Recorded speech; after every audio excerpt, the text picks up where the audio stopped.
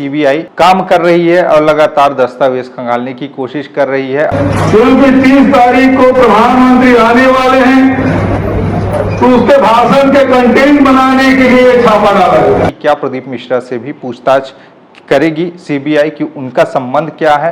उसकी जिम्मेदारी, उसकी हमारी कोई जिम्मेदारी नहीं। महादेव सट्टा ऐप से संबंधित है। इतने लोगों के घर में एक साथ दबिश दी गई है। इसमें दुर्भावनापूर्ण कार्रवाई की जा रही है और इसमें बड़े घोटाले हुए हैं। और चेतन एक मोबाइल ले गया था, अभी मेरे मोबाइल ले गया 3 को। छत्तीसगढ़ में इन दिनों केंद्र की एजेंसी ईडी और सीबीआई इन सब का दबदबा बढ़ता जा रहा है और लगातार छापेमार कार्रवाइयां हो रही है। पहले तो नेताओं के घर तक ही सीमित थे, लेकिन अब इस बार बड़े कार्रवाई करते हुए जो बड़े नाम हैं, अधिकारी हैं, आईपीएस, उनके यहाँ भी छापेमार कार्रवाई हुई है। और छत्तीसगढ़ में ऐसा संभवतः पहली बार हो रहा है कि बीते 15 दिन के भीतर ही ईडी और उसके बाद में सीबीआई ने मुख्यमंत्री भूपेश बघेल, पूर्व मुख्यमंत्री भूपेश बघेल के घर में दबिश दी है और दस्तावेज खंगालने की बात कही है, जिसे लेकर अब कांग्रेस पार्टी में आक्रोश है इसी को लेकर और इसे एक दुर्भावनापूर्ण कार्रवाई और विपक्ष को कमजोर करने, छवि को कमजोर करने की बात कही है।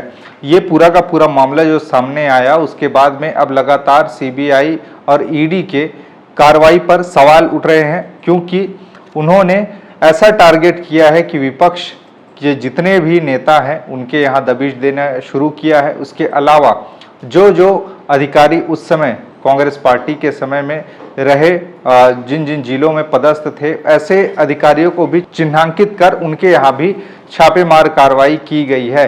अब इसे लेकर माहौल गर्मा गया है। बीते दिनों पूर्व मुख्यमंत्री भूपेश बघेल के आवास पर सीबीआई ने छापा मारा और भिलाई 3 स्थित उनके पदम नगर स्थित उनके बंगले पर छापामार कार्रवाई की गई। उसके अलावा भूपेश बघेल के रायपुर पर स्थित सरकारी भवन शासकीय उनके आवास पर भी छापेमार कार्रवाई की गई, जहां पर उनको बताया नहीं गया और वहां पर छापेमार कार्रवाई की गई, ऐसा भूपेश बघेल ने आरोप लगाया है। कोई संस्थान हो तो अपनी बात अलग है, संस्थान 10 उसके ब्रांच हो सकते हैं, एक साथ छापा डाल सकते हैं। तो निवास की बात, जब आपने सर्च वारंट यहाँ का लाया है और दिन भर रहे और अभी गए हैं, लेकिन अब तक के मुझे नहीं बताया कि मेरे सास के निवास में भी आपका रेट डला है। ये अधिकारी कोई नहीं बताया मुझे। मैं तो जब बाहर निकला तब बताया गया कि वहां भी रेट पड़ा है। वहां सब प्लांट किए हैं, उसकी जिम्मेदारी, उसकी हमारी कोई जिम्मेदारी नहीं, क्योंकि वहां हम न थे, न परिवार में कोई सदस्य था। और इसके अलावा एमएलए भिलाई से देवेंद्र यादव, उनके यहाँ भी कार्रवाई की गई है। इसके अलावा जो आईपीएस अधिकारी रहे हैं उनके यहाँ भी कार्रवाई की गई है, जो कि 4 आईपीएस अफसर हैं, उनके यहाँ कार्रवाई हुई है और आईएएस अधिकारियों के यहाँ भी कार्रवाई की गई है। यानी कि मोटा माटी दर्जन भर से अधिक जो नेता और अधिकारी हैं उनके यहाँ कार्रवाई की गई है। अब इसे लेकर कांग्रेस पार्टी सवाल उठा रही है कि विपक्ष के नेताओं को टारगेट किया जा रहा है। चूंकि अभी जो कार्रवाई हुई है उसे बताया जा रहा है कि महादेव सट्टा ऐप से संबंधित है।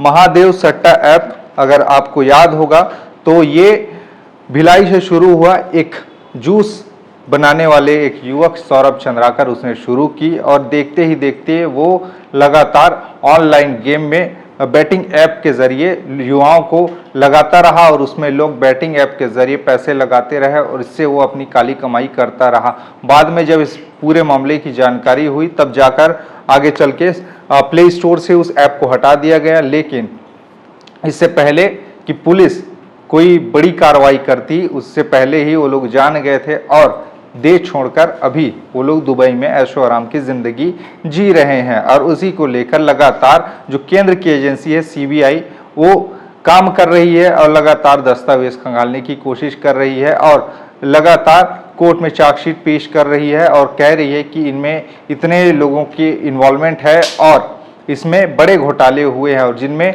भूपेश बघेल को भी आरोपी बनाया गया है, जिसके चलते उनके यहाँ छापेमार कार्रवाई की गई। लेकिन छापेमार कार्रवाई के बाद में जो सबसे बड़ा सवाल उठा वो ये कि अभी तक जिस तरह की सीबीआई बात करती है कि उनको गिरफ्तार किया गया था विदेश में रहकर, दुबई में रहकर, तो अभी तक उनकी भारत वापसी क्यों नहीं हुई है? वो लोग अभी भी ऐशो आराम की ज़िंदगी वहाँ कैसे जी रहे हैं? और सबसे बड़ा सवाल ये भी उठाया कि अभी हाल ही में कुछ समय पहले अंतर्राष्ट्रीय कथावाचक प्रदीप मिश्रा वहाँ गए थे और जजमान के रूप में वहाँ पर सौरभ चंद्राकर और रवि उत्पल थे, तो उनसे भी पूछताछ होनी चाहिए कि उनका और उनका कैसा कनेक्शन है, उनका क्या संबंध है। ऐसे करके भूपेश बघेल ने सवाल उठाए हैं, तो क्या प्रदीप मिश्रा से भी पूछताछ होगी? उन्होंने कहा आपके हिम्मत है, आप में हिम्मत है, मैं कभी सौरभ चंद्राकर से नहीं मिला, न रवि उत्पल से मिला, लेकिन अभी मुख्यमंत्री निर्वाचन क्षेत्र में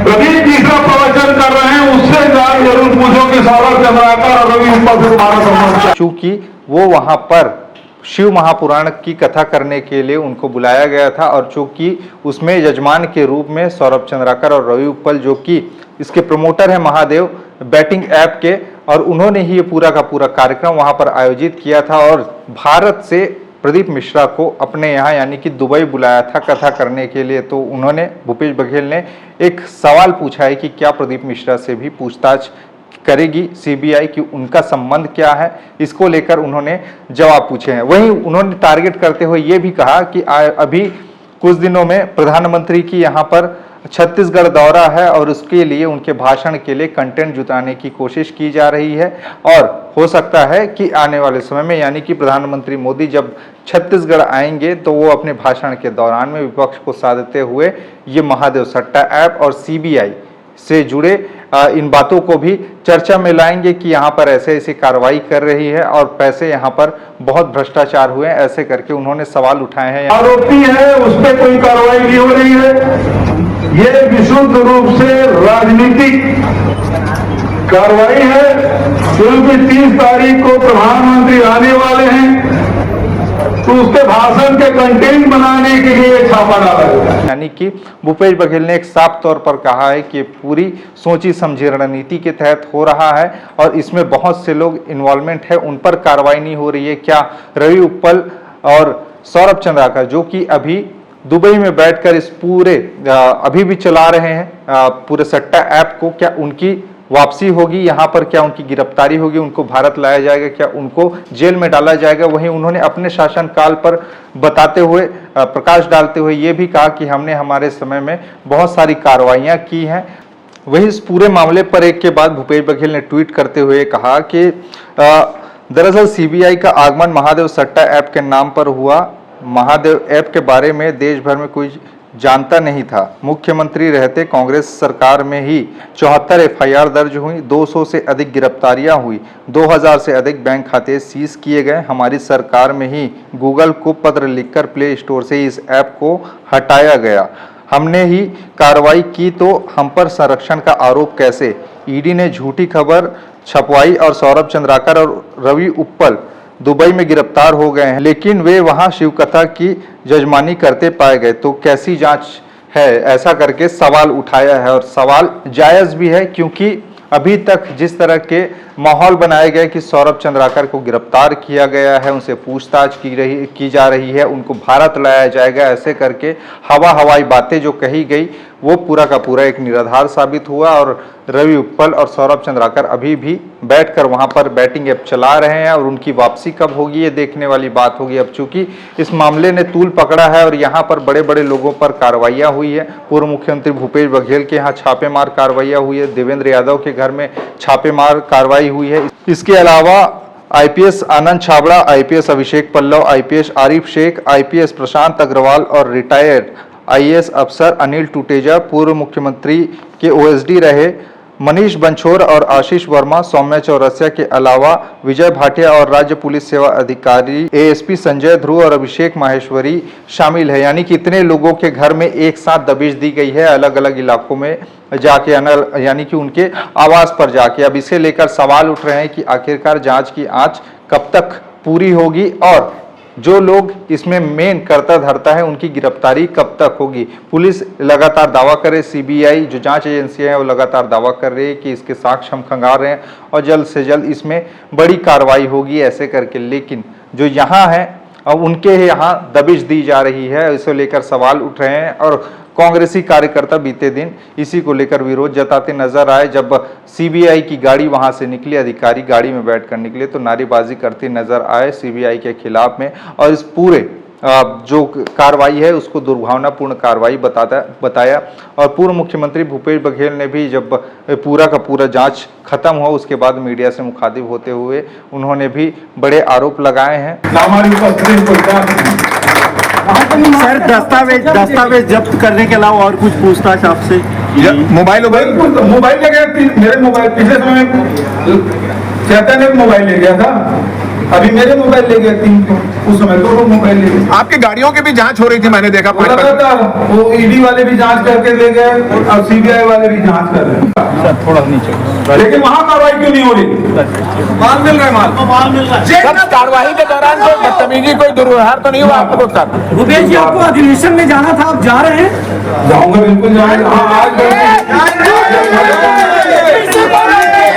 आज एक महत्वपूर्ण बैठक थी, आज एक महत्वपूर्ण बैठक थी प्राप्त कमेटी की, उसमें मैं सदस्य था, लेकिन चूंकि सीबीआई आई थी इस कारण से मैं नहीं गया। और मैंने सुना है कि मेरे शासकीय निवास रायपुर में भी ये लोग रेड डाले। अब इस मामले में आखिर क्या होगा ये देखने वाली बात होगी। आपको क्या लगता है इस पूरे मामले पर? क्या ये वाकई इसमें कुछ इन्वॉल्वमेंट है या फिर इसमें दुर्भावनापूर्ण कार्रवाई की जा रही है? और जिस तरह के दावे किए जा रहे हैं कि रवि उपल और सौरभ चंद्राकर को गिरफ्तार किया गया है, वहां से जल्द लाया जाएगा, ये कितना संभव है? क्या आपको लगता है क्या वाकई इनकी वापसी होगी? चूंकि विदेश में बैठे हैं और विदेश से लाना आसान नहीं होता, वहाँ का कानून अलग है, वहाँ के कानून के हिसाब से यहाँ की पुलिस चलेगी, ना कि वहाँ जाकर किसी को भी पकड़ कर ले आएगी। ये कितना संभव है देखने वाली बात होगी। आपके विचार क्या है?